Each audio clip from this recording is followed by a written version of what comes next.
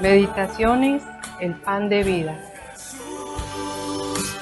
El pan de vida, mi necesidad primera, y sin ti yo nada fuera. Alimento que viene de Dios.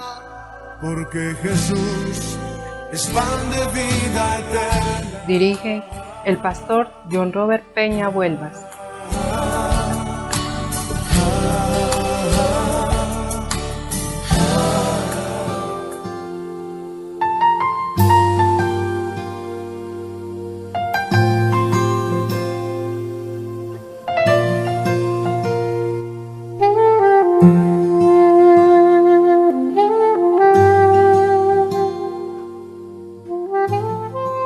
Hola, muy buenos días para todos, Dios les bendiga muchísimo. Les saluda el pastor John Robert Peña Vuelvas, dándole la más cordial bienvenida a este espacio Meditaciones, el pan de vida, alimento que viene de Dios. Seguimos desarrollando esta serie, Haced frutos dignos de arrepentimiento. Y estamos en este tema y en este punto de qué significado tiene el arrepentimiento para vida eterna. Y en el desarrollo de esta misma comenzábamos explicándolo a través de la metáfora del árbol arrepentido, donde te decíamos que hay que imaginarnos, porque pues obviamente no es algo real, pero sí que teníamos que imaginarnos un árbol en el cual se encuentra, por supuesto, lo que es el terreno, las raíces, el tronco y las ramas. Y ayer precisamente hablábamos sobre el tema del terreno. Y el terreno lo asociábamos con que es la gracia de Dios que transforma el corazón que una vez que es escogido, que es llamado, pues acepta ese llamado y haber sido escogido y comienza a buscar la respuesta a sus problemas, porque el no arrepentirse es un problema, porque el pecado es un problema, porque faltar es un problema, porque equivocarse es un problema. Es así de sencillo, no hay que estigmatizar. No hay que estigmatizar, como te he dicho, la palabra pecado. No hay que estigmatizarla, no es necesario. Entre más nos relacionemos con ella va a ser mucho mejor y seguro que vamos a masticarla mejor y vamos a digerir mejor este concepto realmente. Hoy vamos a continuar con esa segunda parte sobre la metáfora y es el punto B o 2 y es las raíces, el tema de las raíces dentro de la metáfora del árbol arrepentido. Ahora, las raíces son dos, ¿cierto? Dentro del concepto de raíces, tú sabes que un árbol tiene muchísimas raíces, ¿cierto? Y eso se despliegan debajo de la tierra pues por todas partes dependiendo de la raíz misma del árbol, de la naturaleza misma del árbol, de lo grande que sea el árbol, ¿cierto? Entonces, pero aquí vamos a tomar dos ejemplos como tal, dos tipos de raíces dentro del contexto espiritual, ¿cierto? Y la metáfora. Entonces, la primera raíz es la verdadera convicción de pecado. Ponle sentido. La verdadera convicción de pecado. Y la segunda raíz tiene que ver con la confianza en la misericordia de Dios, pero vamos primero a desarrollar la verdadera convicción de pecado. Ahora, estamos hablando de qué es la verdadera convicción de pecado. Cuando yo veo la palabra convicción, se me viene a la cabeza Hebreos capítulo 11, versículo 1, con respecto al significado y a la explicación de la fe según la Biblia. Cuando dices pues la fe, la certeza de lo que se espera, la convicción de lo que no se ve. Así dice en la Reina Valera 1960, ¿cierto? Mira, convicción de lo que no se ve. Y por eso es que el Señor Jesucristo le llama la atención a este discípulo de él cuando no creyó que él había resucitado, ¿cierto? No creyó. Y luego él tuvo que decir, no, si yo no creo y si mis manos, si yo no meto el dedo mío en su llaga y en sus manos y en su cuerpo, yo no voy a creer, ¿cierto? A Tomás. Y al día siguiente se le presentó nuevamente al Señor Jesucristo y él le dijo: mira, mete tu dedo en mis llagas, en mis heridas. Y las metió. Y luego él, ¿qué le dijo? Porque viste fue que creíste, pero más bienaventurados son los que creen sin ver. ¿Te das cuenta? El tema de la convicción es eso. Yo no necesito ver a Dios para poder saber que tengo que creer en Él o para poder saber que Él existe. Es que mira, la forma más sencilla de creer en Dios es saber que yo existo. Así, es así.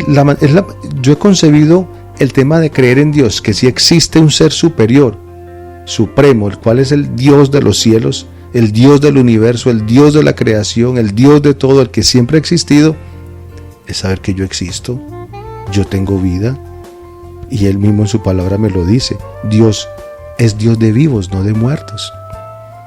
Así que si un ateo dice que no cree en Dios porque Dios no existe y le da el mérito a quién sabe qué otra cosa, entonces ¿de dónde salió él? Sencillamente es un tema obviamente diferente, pero estamos hablando precisamente de lo que es la convicción con respecto al tema de la metáfora, la verdadera convicción de pecado. Y este punto es muy bueno saberlo entender para poder saber cómo es que lo tengo que aplicar en mi vida, y que asimismo pues yo sepa salir de ese conflicto de lo que es el arrepentimiento fruto de mi desobediencia. A nadie le gusta sentir la convicción de haber hecho algo malo, y es que eso es algo verdadero. ¿Por qué? Porque el ser humano no acepta sus errores, entonces menos va a sentir convicción de haber hecho algo malo. Por eso dice verdadera convicción de pecado. Es que yo tengo que estar seguro de que me equivoqué, literalmente, realmente cometí un error, dentro del concepto de la convicción. Como a nadie le gusta precisamente saber algo con respecto a este punto, entonces, pero ese incómodo sentimiento es en realidad una demostración de amor de Dios. Eso que Dios nos coloca a nosotros, de poder entender que sí tenemos que ser sinceros con nosotros mismos y con Dios, de que nos equivocamos. Imagínate que eso mismo es lo que nos pone Dios a nosotros. ¿Y por qué lo hace? De pronto te puedes preguntar tú, en unos sí, en otros no. Y sabes una cosa, el tema no es que en unos sí, en otros no. El tema o el punto clave es que Dios conoce las intenciones del corazón. Dios conoce los pensamientos del corazón de cada ser humano, y como Él los conoce, Él sabe quién no quiere creer, quién no está dispuesto. Entonces por eso es que no sucede nada con él. Pero aquel que sí está dispuesto, que Dios lo quiere, entonces por eso es que Dios le ayuda. Ahí es donde estamos diciendo esto, una demostración de amor de Dios. Si tú alguna vez comenzaste a entender lo que es el tema del arrepentimiento, es ¿por qué? Porque Dios ha visto que tú quieres arrepentirte de los pecados, y cada vez más te vas a corregir, y eso es una demostración de amor de Dios hacia tu vida. El Espíritu Santo convence a las personas de sus propios pecados y de la realidad de que enfrentarán el juicio final para que se vuelvan a Cristo y sean salvos. Bueno, entonces te das cuenta. Claro, yo en el punto de vista de mi cristiandad, cuando comencé a caminar con Cristo, cuando comencé realmente a entender el tema de lo que es la vida cristiana, entonces yo comencé a ver que si era necesario que yo me arrepintiera, por supuesto, de todos los errores. Pues es que si no quieres escuchar la palabra pecado, llámale pues error a tus errores, a tus faltas, a tus equivocaciones. Si es que odias la palabra pecado, entonces llámalo así. Por eso te digo que es que estigmatizamos palabras sin necesidad de hacerlo, porque es que eso es tan natural como tu nombre. ¿Cómo te llamas tú? Juan. Bueno, listo. Es como la palabra pecado es tan sencillo como cualquier nombre de persona, como cualquier alimento que uno consume. Es así de sencillo. Por eso digo, no hay que diabolizar absolutamente nada. absolutamente nada.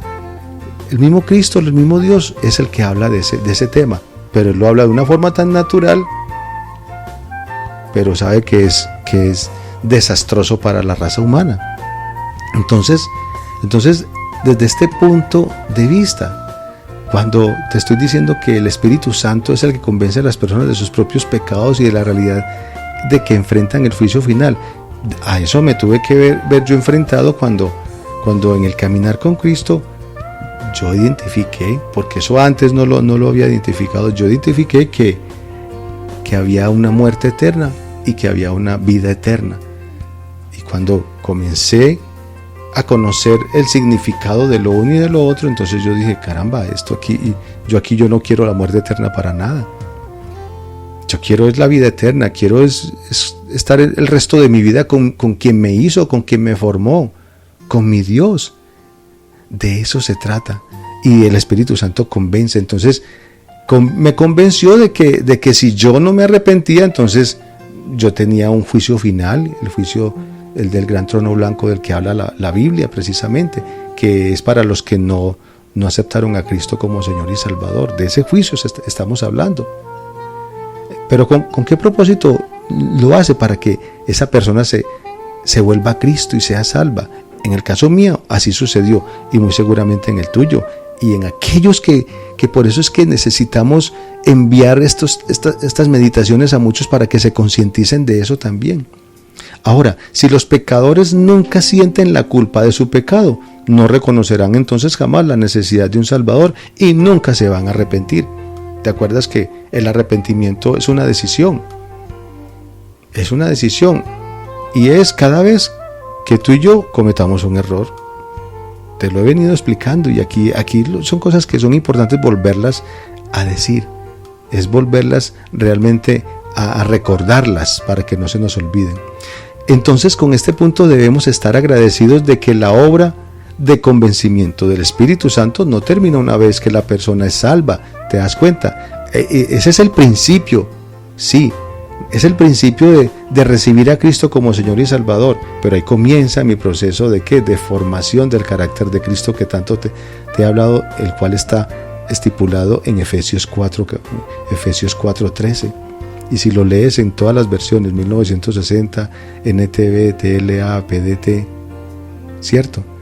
Vas a entenderla mejor, y en el día de ayer, antier, lo vimos entonces realmente. Entonces, ese es el punto de vista. Entonces, el convencimiento es tal que la persona va a ser salva. Ahora, Él continúa instruyéndonos y moldeándonos después de la salvación, y nos convence de que hemos desobedecido a nuestro Padre Celestial. Ahí comienza ese proceso. No porque yo haya recibido a Cristo, entonces ya yo soy el perfecto obediente. No, recuerda que la lucha es constante. La lucha es constante realmente. Y te voy a dejar una tarea de que vayas y estudies el libro de Romanos capítulo 7 y el capítulo 8 de Romanos con respecto a este tema, y te darás cuenta lo importante que es eso. Es una lucha continua. Desde que estemos en este cuerpo, el apóstol Pablo, terminando el capítulo 7, dijo: miserable de mí, ¿quién me librará de este cuerpo de muerte? Bendito sea Dios, ¿quién me va a librar de este cuerpo de muerte? Léelo, estúdialo para que te des cuenta cómo es que termina todo ese texto y cómo comienza el capítulo número 8 de Romanos. En otras palabras, entonces, nos hace conscientes de los pecados específicos y de la actitud de Dios sobre tal comportamiento. Mira lo que hace el Espíritu Santo. Me convence, me dice: mire, vea, ¿cómo le parece que usted antes estaba viviendo así, sin Cristo? Pero ahorita ya tiene a Cristo, y no quiere decir que usted no vaya a seguir cometiendo errores. Va a seguir cometiéndolos, pero la salvedad que tiene es que ya tiene a Cristo, y con Cristo usted puede cada vez más equivocarse menos si comienza el proceso de formación. De eso se trata, es así de sencillo. También nos induce a confesar nuestras faltas, a arrepentirnos y a volver al camino recto. Es que de eso se hace. La obra del Espíritu Santo es una obra perfecta, es una obra de regeneración continua, es una obra de conversión constante y permanente, ya lo hemos explicado. De eso se trata la palabra de Dios, de eso se trata que el Espíritu Santo, la obra que hizo en el Señor Jesucristo, pues ahora la haga en mi vida. Además de protegernos y guiarnos de estas maneras, el Espíritu Santo también hace mucho más por nosotros. Nos guía hacia la verdad, nos revela el significado de las Sagradas Escrituras, transforma nuestro carácter y nos da el poder para tener una vida de santidad y obediencia, caracterizada por el bendito y soberano amor de Dios. Por tanto, entonces, hay que escuchar el convencimiento y las instrucciones del Espíritu Santo. No hay que ser ajeno. Presta todo oído. ¿Por qué? Porque son para el bien de nuestras vidas y para la gloria de Dios. Eso es lo que tiene que ver entonces con este punto de las raíces, que son dos: la verdadera convicción de pecado. Y ahora el punto número 2 dentro de las raíces. Te dije que es la confianza en la misericordia de Dios. La confianza en la misericordia de Dios. Mira qué interesante. ¿Te das cuenta? Ambas raíces entonces las podemos ver claramente en el Salmo 130. ¿Cuáles raíces? La primera que te dije, que te acabé de explicar: verdadera convicción de pecado y la confianza en la misericordia de Dios. Y ¿sabes una cosa? Te voy a invitar para que hagamos una oración muy sincera con respecto a estos dos puntos. Este punto sobre el cual se basa lo que es las raíces dentro de la metáfora del árbol arrepentido. Y ese árbol, como es una metáfora, pues piensa que puede ser tú. De hecho, no está mal si dices: soy yo realmente. ¿Por qué? Porque es que yo soy el que tengo que aprender a experimentar estos procesos en mi vida. Soy yo el que tengo que aprender a entender lo que tanto necesito. Y yo quiero invitarte para que hagamos una oración y mañana continuemos con el segundo punto con respecto a la confianza en la misericordia de Dios, para que no nos quede tan corto en la explicación y sí que podamos hacer una oración, que tú te puedas acercar a Dios, que tú tengas la libertad, la seguridad. Escucha lo que te estoy diciendo: libertad, seguridad. ¿Por qué libertad? Porque no estás mirando para los lados a ver quién está. De pronto, porque te sientes incómodo, inadecuado, inadecuada, ¿cierto? No, sin importar con quién estás. Cuando tú vas a un lugar como cristiano, tú tienes que identificarte como cristiano, como hijo, como hija de Dios. Yo eso te lo he explicado muchas veces. Tu comportamiento tiene que ser totalmente diferente. Tiene que ser diferente. Tenemos que marcar esa diferencia, ser característicos. Es así de sencillo. O sea, ¿dónde te encuentras tú? Haz un altico y entonces acércate al Dios de los cielos y Padre bueno, que en su misericordia te permite escuchar estas enseñanzas de su palabra. Dios Padre y Todopoderoso, Creador del cielo y de la tierra, me acerco a ti en el nombre de Cristo Jesús, recibiendo esta palabra de vida, recibiendo esta instrucción, estas enseñanzas. Señor, dispongo mi corazón, Señor bendito, atentamente mis oídos, Señor, mis ojos, los del entendimiento, mis oídos espirituales, atentos a tu bendita y soberana voz. Quiero recibir tu palabra diáfana, transparentemente, Señor bendito. Quiero recibirla porque mi corazón está dispuesto, porque mi mente está dispuesta, Señor, y porque mi entendimiento, Dios, y mis oídos, oh Dios de los cielos, están enjugados por el Espíritu Santo de Dios, por ti, Espíritu Santo de Dios, Espíritu de Cristo, Espíritu de vida, Espíritu de amor. Yo me acerco para decirte que recibo estas enseñanzas, que recibo esta palabra, que recibo, Señor Padre Santo, cual alimento físicamente, pero este es mi alimento espiritual, el que alimenta mi espíritu, mi alma, y le da fuerzas aún así a mi cuerpo físico, a todo mi ser. Me llenas de ti. Yo recibo esta palabra con ardua necesidad y dispuesto estoy para seguirlo haciendo. Dile: para tu gloria y para tu honra, Señor bendito, y para bendición de mi vida, Señor. Gracias, muchísimas gracias por ser eterno en tu sabiduría eterno en tus enseñanzas, en tu amor, en tu misericordia para conmigo, Padre Santo. Alabado sea tu santo nombre en Cristo Jesús. Amén. Amén, gloria a Dios. ¿Te das cuenta cómo cuando hay actitud, cuando hay disposición, las palabras fluyen? Y si podemos experimentar que el Espíritu Santo es quien nos guía y quien nos está llevando de la mano para que el Santo Padre, Dios Celestial, sea glorificado. Así como fue glorificado en el Hijo, Jesús de Nazaret, también puede ser glorificado en cada uno de nosotros si nos disponemos. Es lo que tienes que hacer. Y es por eso y por las razones que te he dado y te seguiré dando. Por eso es que muchas personas necesitan escuchar estas enseñanzas, que están ávidas, que seguro cuando se las envíes a muchos, seguro que con que a una persona le llegue y le esté hablando el Señor, esa persona te lo va a agradecer toda su santa vida. Toda la gloria sea para Dios en Cristo Jesús. Se despide de ti este pastor y amigo en Cristo, John Robert Peña Huelvas. Que tengas un feliz día.